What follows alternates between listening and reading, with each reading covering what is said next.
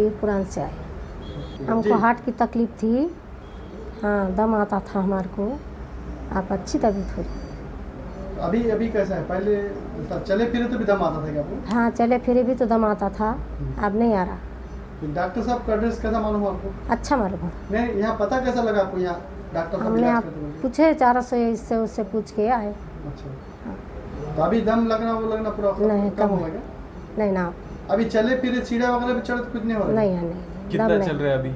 अब मैं 1-1.5 किलोमीटर चल रही। सांस फूलती थी, बैठना पड़ता था और सीने में दर्द होता था, अब नहीं हो रहा, अब अच्छा लग रहा। रोटी जा रही? मेरा नाम शेख सगीर शेख रज़ाक है, पीरपुरान के रहने वाले हैं।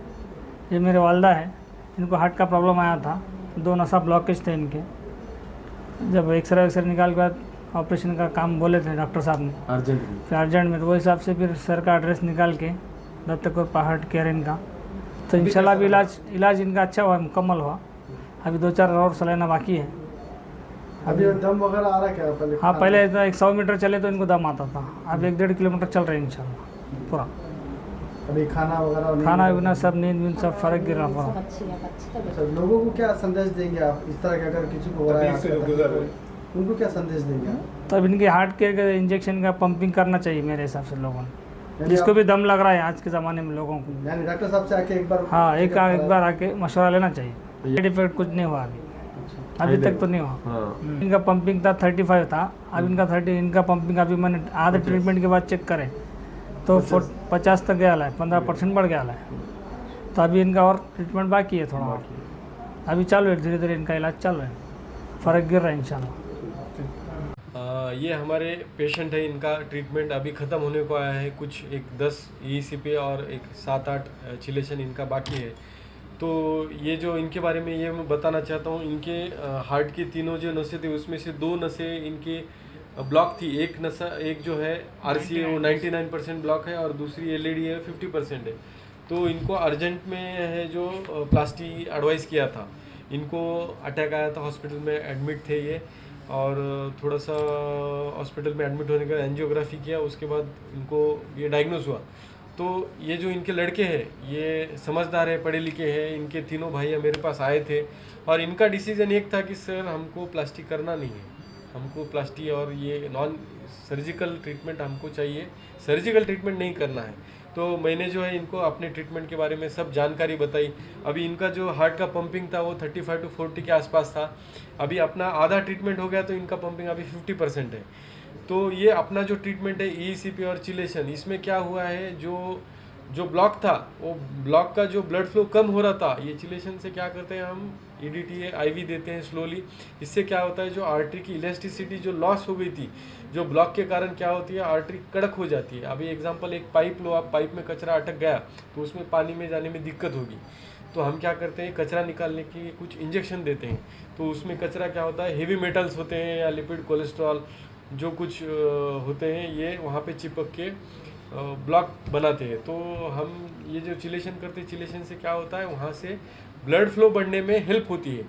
तो अगर ये पेशेंट का 5-10% भी ब्लड फ्लो अगर इम्प्रूव हो गया और इसकी इलास्टिसिटी बढ़ गई, तो जो इनको जो सिम्टम्स होते थे वो सिम्टम ऑलमोस्ट कम हो गए थे। ये 100 मीटर भी चल नहीं सकते थे। जब पहले दिन आए थे काफ़ी घबराए हुए थे, हमने उनको पूरा समझाया, उनका कॉन्फिडेंस बढ़ाया, उनका डर ख़त्म किया।